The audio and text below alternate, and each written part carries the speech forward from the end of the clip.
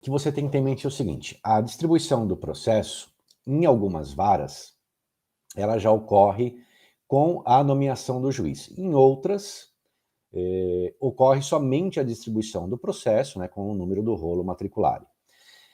Normalmente, dentro dos próximos 30 dias, se não houver nenhum percalço na vara que caiu, já é nomeado o teu juiz. Existem algumas varas, tá certo? Poucas, 3 ou 4 varas, que estão com um problema para essa nomeação. Mas, normalmente, em 30, 40 dias ocorre a nomeação do juiz. Uma vez nomeado o juiz, também pode vir automaticamente já a data da sua audiência. Em algumas varas, isso também pode demorar um pouco para acontecer. Existe uma única vara, tá certo? Em Roma, que ela está com um atraso de 3 meses, tá certo? Para soltar a data de audiência. Mas isso não interfere no teu protocolo de entrada do processo, tá certo? O que eu quero dizer com isso? Teu processo entrou hoje. Se o juiz demorar 2, 3 meses para soltar a data da sua audiência, não quer dizer que, por exemplo, se na pauta dele está demorando 1 ano, vai ser 1 ano e 3 meses. Não, vai ser apenas 7 meses, tá? Porque só atrasou para informar, alimentar o sistema. Uma vez que chega a sua data de audiência, se ela estiver da forma que está hoje, com a possibilidade de audiência por escrito, tá certo? Não há, então, uma audiência com o comparecimento das partes, né? Advogado, procura e juiz. Isso é feito através de escrita, tá? São memoriais que apresentamos, tanto o seu advogado quanto a avocatura.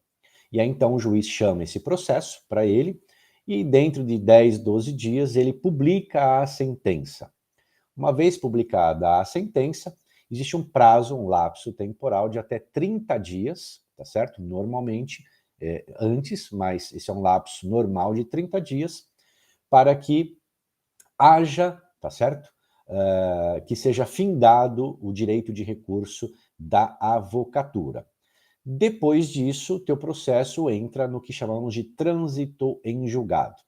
No Brasil, o trânsito em julgado é feito sempre com 15 dias úteis. Na Itália, infelizmente, isso pode ocorrer a qualquer tempo. Normalmente, também demora 30 dias corridos a 40 dias corridos, que dá uma média de 15 a 18 dias úteis.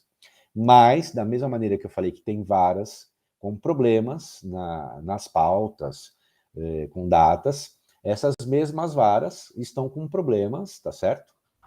Para emitir a certidão de trânsito em julgado.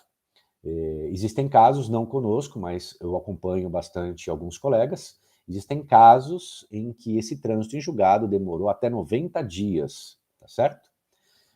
Então, o teu prazo, como você perguntou, do promotor recorrer, do procurador recorrer, finda nos 30 primeiros dias após a sentença publicada. Depois disso, é prazo de trânsito em julgado, tá certo? Então, tudo isso, pessoal, essa demora que eu passei hoje, né, esses tempos um pouquinho alongados, é em razão, né, desse efeito dominó que houve em razão da pandemia.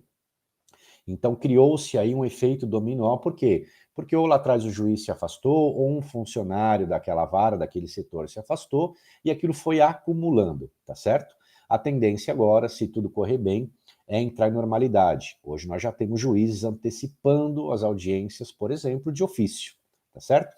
Então, em linhas gerais, de forma resumida, esses são os prazos, tá certo? Em que você pode incorrer, tanto para o menor quanto para o maior.